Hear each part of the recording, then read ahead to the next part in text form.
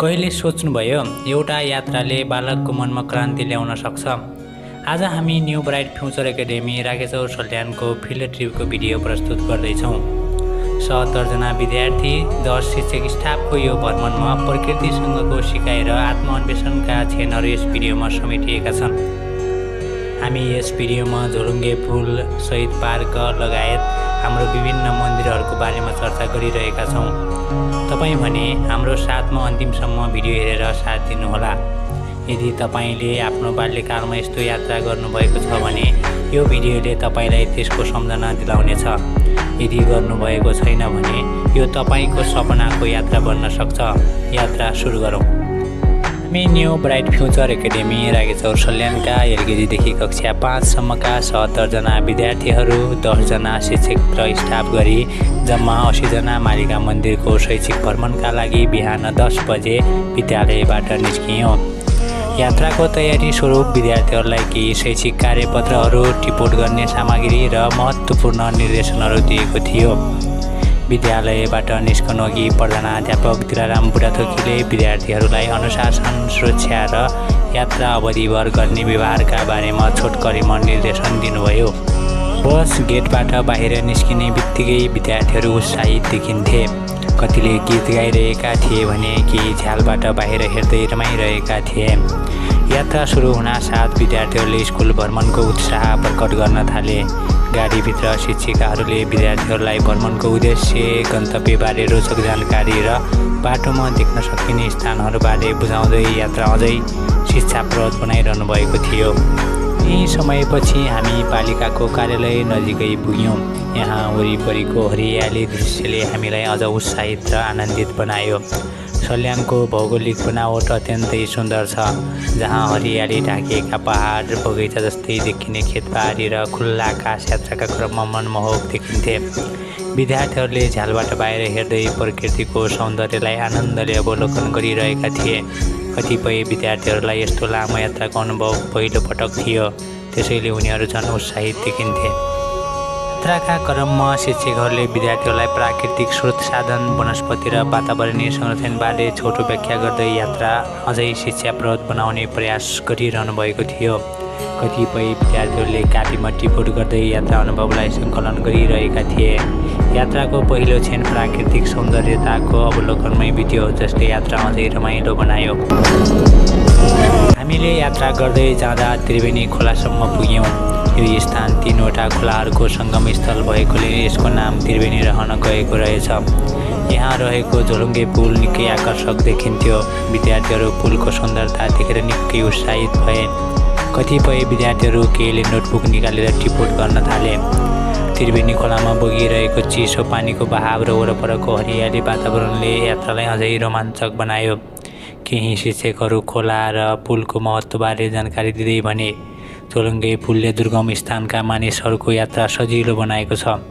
यहाँको खोला कृषि सिँचाइको लागि उपयोगी छ। विद्यार्थीहरूले उनीहरूको सिकाइलाई अझ प्रभावकारी बनाउनका लागि खोला हेर्दै आफ्नो अनुभव कापीमा लेख्न थाले। लगभग 30 मिनटको यात्रापछि हामी शहीद पार्क चिसापानी पुग्यौँ। यहाँ आएपछि हामीले केही समय गाडी रोकेर त्यस ठाउँको ऐतिहासिक पृष्ठभूमि बुझ्यौँ। न्यू ब्राइट फ्युचर एकाडेमीका प्रधानाध्यापक दिलाराम बुढाथोकी सरले विद्यार्थीलाई शहीद पार्कको बारेमा जानकारी गराउनुभयो। उहाँले भन्नुभयो, न्यू ब्राइट फ्युचर एकाडेमी कुमकजी राकेशौर सल्यानको क्षेत्र भ्रमणको कार्यक्रममा अहिले चिसापानी शहीद पार्क नजिकै आएर हाम्रो गाडी रोकिएको छ। यो हाम्रो जनयुद्धको क्रममा हजारौँ शहीदहरूले बलिदान गर्नुभएको थियो, जसमध्ये हाम्रा यहाँ कुमार गाउँ शहीदहरूको नामावली भएको कतिपय शहीद स्थित छ। यो शहीद गेट हजुरहरू देख्न सक्नुहुन्छ। अहिले आएर हामी शहीद पार्क नजिकै र विद्यार्थीहरूलाई यहाँ आएर हाम्रो विद्यार्थीले गाडीमा अवलोकन गरिरहनु भएको छ। यतातिर हेर्दाखेरि हाम्रो यता शहीद यहाँ स्तूप राखिएको त्यहाँ शहीदहरूको नामावली छ। अनि यो शहीद पार्क हो। यो हाम्रो सबै यो 10 लाख बजेटबाट निर्माण गरिएको शहीद पार्क अझै पनि यहाँ रकम सरकारले हेरफेर गर्नुपर्ने र अझै पनि यसलाई मर्मत गर्ने, मर्मत सुधार गर्दै अलिकति यसलाई एउटा ऐतिहासिक स्थल बनाउने भन्ने हाम्रो जमर्को पनि यहाँका बासिन्दाहरूको छ। हामी फेरि हाम्रो यात्रा अघि बढायौँ।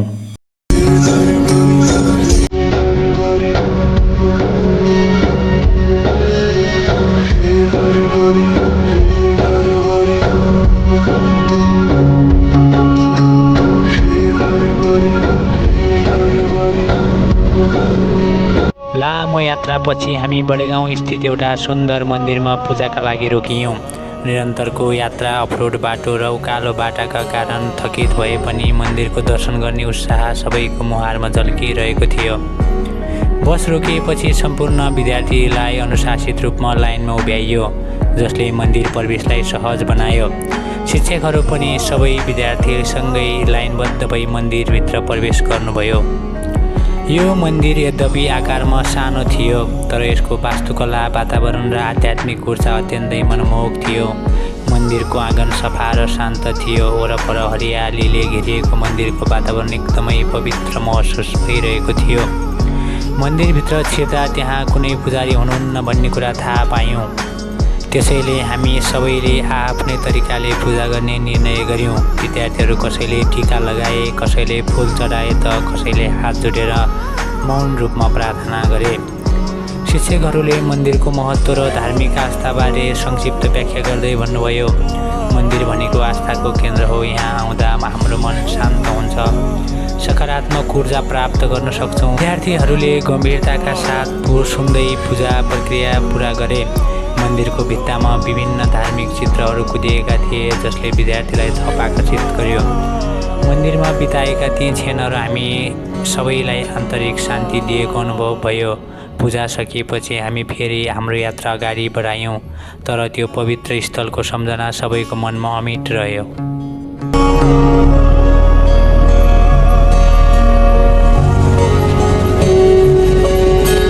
हामी केही अगाडि बढेपछि कालोपत्रे सडक भेटायौँ, जसले यात्रालाई केही सहज बनायो। बसको हल्लाइ कम भएपछि विद्यार्थीहरू केही आराम महसुस गर्न थाले, तर विडम्बना, यो सजिलो यात्रा धेरै बेर टिकेन। केही समयमै कालोपत्रे बाटो छोडेर हामी अफरोड यात्रातर्फ मोडियौँ। अफरोड सुरु भए लगतै बाटो कालो, घुमाउरो र केही स्थानमा उबड खाबड थियो। बसको गति केही ढिला भयो र विद्यार्थीहरू अफरोड यात्राको रोमाञ्चकता अनुभव गर्न थाले। झ्यालबाट देखिने हरियाली, पहाड, जङ्गल र घुम्ती मोडहरू यात्रालाई झन् रोमाञ्चक बनाइरहेका थिए।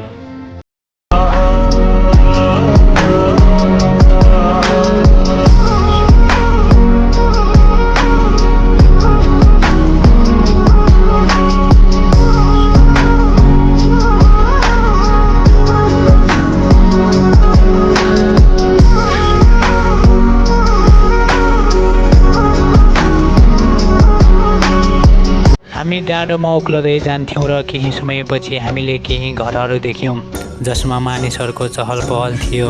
घरहरू सामान्य गाउँका जस्तै देखिन्थे, जहाँ कृषिका कामहरू चलिरहेका थिए। मान्छेहरू एकअर्कासँग कुरा गर्दै आफ्ना दैनिक काममा व्यस्त थिए। त्यहाँको वातावरण निकै सरल र शान्त थियो, जसले हाम्रो यात्रा अझ रमाइलो बनायो। हामी निरन्तर अगाडि बढिरहेका थियौँ र हरेक कदमसँगै नयाँ दृश्यहरू, नयाँ अनुभवहरू पाउँदै थियौँ। डाँडाको शान्त वातावरण र ग्रामीण जीवनको दृश्यले हामीलाई एउटा अनौठो आनन्द दिन्थ्यो। यो अफरोड यात्रा हाम्रो लागि अविस्मरणीय थियो। लगभग 3-4 घन्टाको यात्रापछि हामी हाम्रो भ्रमणस्थलमा पुग्न आँटेका थियौँ, तर सडक केही तलसम्म मात्र रहेछ। त्यसैले अब पैदल यात्रा गर्नुपर्ने थियो। खुसीको कुरा, त्यहाँ सिडी बनाइएको थियो, जसले गर्दा उकालो चढ्न सजिलो थियो। सिडीको संरचना एकदमै व्यवस्थित र आरामदायक थियो, जसले यात्रा गर्नका लागि धेरै सुविधा प्रदान गरेको थियो। हामी जब त्यहाँ पुग्यौँ, हामीहरूको स्वागत लालीगुँरासका रङ्गीन फुलहरूले गरिरहेका थिए। लालीगुँरासको दृश्य अत्यन्त आकर्षक थियो, जसको फुलहरू पहेँलो, रातो र गुलाबी रङका थिए। त्यसको सौन्दर्यले हाम्रो थकानलाई पूर्ण रूपमा हराइदियो। सम्पूर्ण सर म्यामले विद्यार्थीलाई एकै लाइनमा उकालो चढ्न लगाउनुभयो, जसले हामीलाई एकताबद्ध र अनुशासित रूपमा अगाडि बढ्न प्रेरित गर्यो। त्यहाँका सबै विद्यार्थीहरू उत्साहित र चञ्चलै देखिन्थे, जसले यात्रा अझ रमाइलो बनायो। हामी जब माथि पुग्यौँ, तलतिरको दृश्य निकै रमाइलो र मनमोहक थियो। हावा हल्का थियो र तलको गाउँ र हरियाली भ्यालीहरूको दृश्यले हामीलाई शान्ति र सन्तुष्टि दिएको थियो। यो दृश्यले हाम्रो यात्रा अझ अविस्मरणीय र आनन्ददायक बनायो।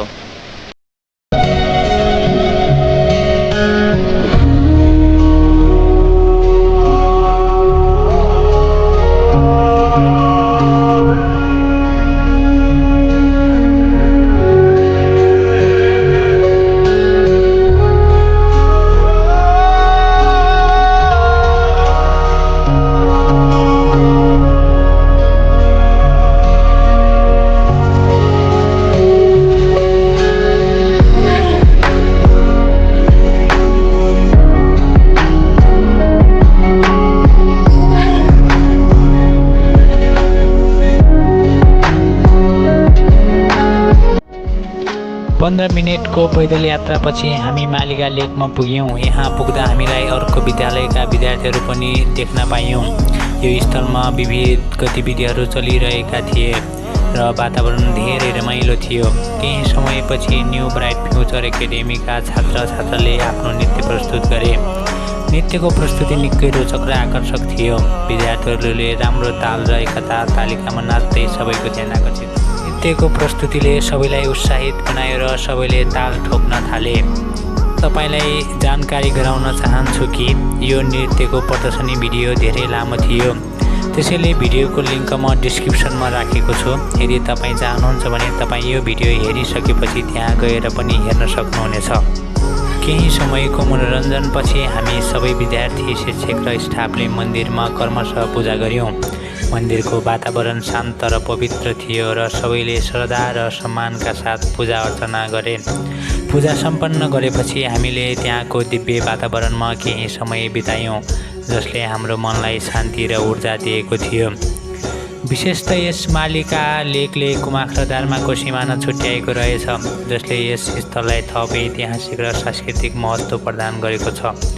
हामी अहिले दार्माको क्षेत्रमा उभिरहेका छौँ। यो स्थानको ऐतिहासिक र सांस्कृतिक धरोहरमा गहिरो सम्बन्ध रहेको छ।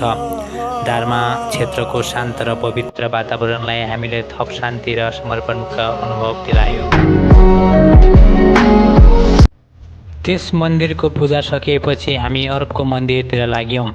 यो मन्दिरको निर्माण कार्य भर्खरै मात्र सकिएको रहेछ र यस कारणले मन्दिर अत्यन्तै नयाँ र सुन्दर देखिन्थ्यो। मन्दिरको संरचना र डिजाइन निकै आकर्षक थियो। त्यहाँको वातावरण पनि शान्त र पवित्र थियो।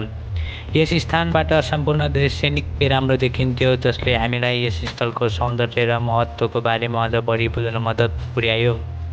मैले यहाँको सम्पूर्ण स्थानको नाम थाहा नपाएको कारणले म तपाईँलाई नाम बताउन सकिनँ र यसमा क्षमा प्रार्थी छु। तर मन्दिरको पवित्रता र अपूर्ण दृश्यले हाम्रो मनमा गहिरो छाप छोड्यो। यो मन्दिरको छानाबाट हामीले देख्ने दृश्यले सबैलाई अचम्ममा पार्यो।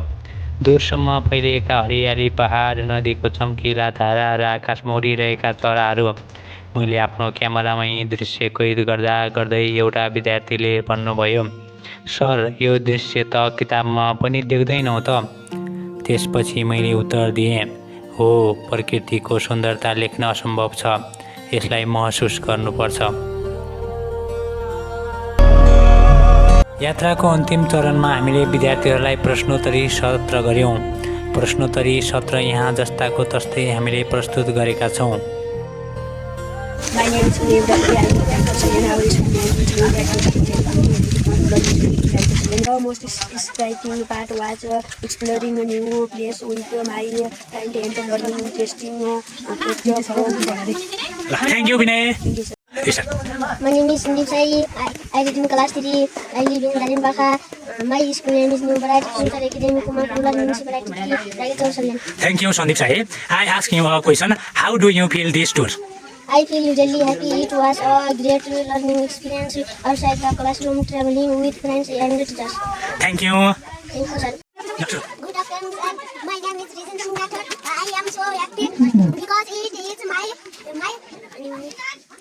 school with my friend and teacher.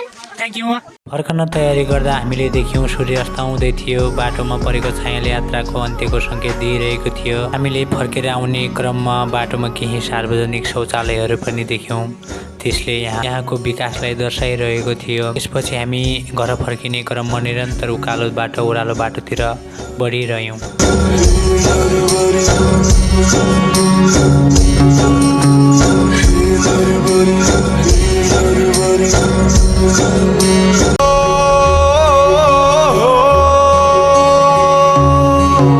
बेलुका 7 बजे हामी रागेचौर सल्यान पुग्यौँ।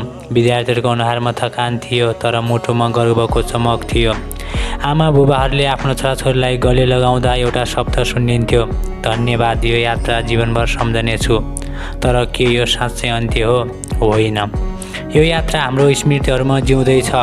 हरेक पटक हामीले चुनौतीलाई सामना गर्दा हामीले त्यो झोलङ्गे फुल र त्यो मन्दिरको शान्ति र त्यो लालीगुराँसको स्वागतलाई सम्झिनेछौँ। जीवनको यात्रा यस्तै हो, एउटा मोड पछि अर्को मोड, एउटा पहाड पछि अर्को पहाड। तर हामी सबै यात्री हौँ र यात्रा नै जीवन हो। यस भिडियोलाई अन्त्यसम्म हेरेर साथ दिनुभएकोमा धन्यवाद। यदि तपाईलाई यो भिडियो मन परेको छ भने कृपया लाइक, कमेन्ट र सेयर गर्न नबिर्सनुहोला। साथै हाम्रो च्यानललाई सब्स्क्राइब गरेर हामीसँग जोडिन सक्नुहुन्छ, जसले गर्दा यस्ता भिडियोहरू बनाउन हामीलाई प्रेरणा मिल्छ। आजको लागि यति नै। Thanks for watching. See you again.